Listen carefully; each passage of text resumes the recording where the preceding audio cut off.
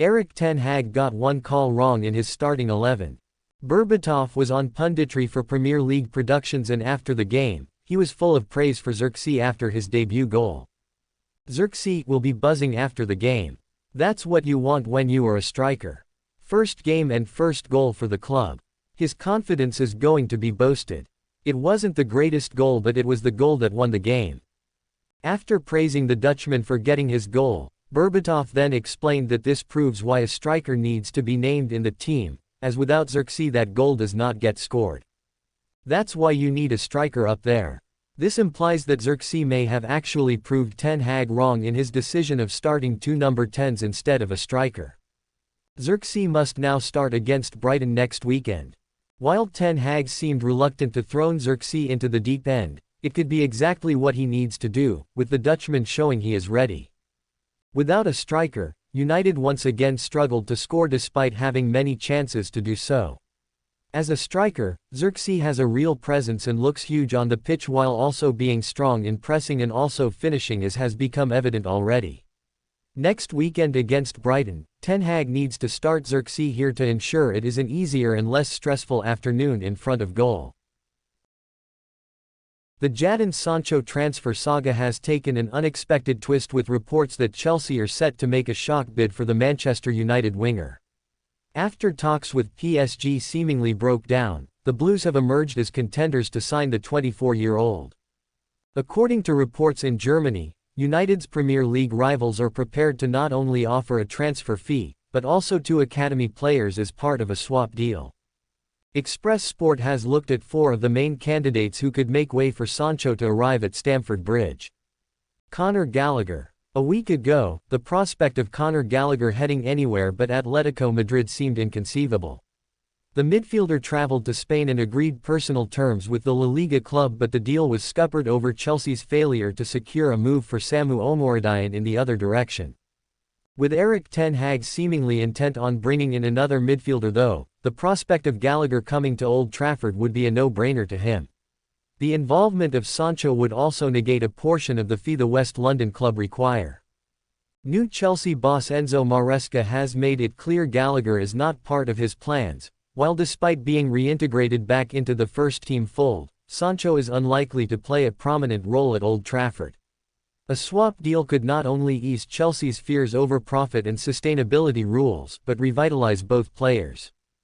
Trevoh Chalobah. Like with Gallagher, the future of Trevoh Chalobah appears to be away from Stamford Bridge after coming through the club's academy ranks. The centre-back made just 15 club appearances last season, and has been linked with the likes of Aston Villa and Fulham. Despite their double swoop from Bayern Munich this week, United are in the midst of another defensive crisis with Lisandro Martinez, Victor Lindelof, Luke Shaw, and Lenny Yoro all injured. As a result, a 36-year-old Johnny Evans is set to feature prominently in the early part of the season, but Ten Hag would surely view Chalobah, 25, as a more squad player. Armando Broja. After 3 loan spells away, the reality will be dawning on Armando Broja that a regular place in the Chelsea starting 11 is a considerable distance away. And at 22, the striker seemingly needs to end his 15-year association with the club if he is to get his professional club career up and running. Amid the hamstring injury to Rasmus Højlund, and the preference of both Marcus Rashford and Joshua Zirkzee to play in a wider role, Broja would be an alternative, no 9-feet option for Erik ten Hag. And let's face it, the Albanian international can surely do no worse than Wout Weghorst. Mykhailo Mudryk. Obviously using Mudryk as part of a swap deal would not signify releasing an academy product, but surely the Ukrainian's Chelsea nightmare can't be allowed to stumble into a third season. Few doubt the 23-year-old has ability, but even fewer perceive him to be in the right place to showcase it. Forget the ridiculous contract, a change of environment for the winger should suit all parties. It would represent a gamble from United, but one which could reap gold if he shows the form that once made him so hotly pursued by Arsenal before the Blues swooped. At this point, it's getting fairly tiresome to hear Man Utd linked with a move for Barcelona midfielder Frenkie de Jong. It's getting even more tiresome than the time when Real Madrid were linked with a move for Kylian Mbappé. The more frustrating part of this transfer is that Man Utd don't need de Jong anymore. The emergence of Kobbie Mainoo has effectively shut out the Red Devils' need for the Dutchman. What they need is a Casemiro alternative. Despite this, it hasn't stopped Dan Ashworth and company from still trying to sign the 27-year-old Dutchman.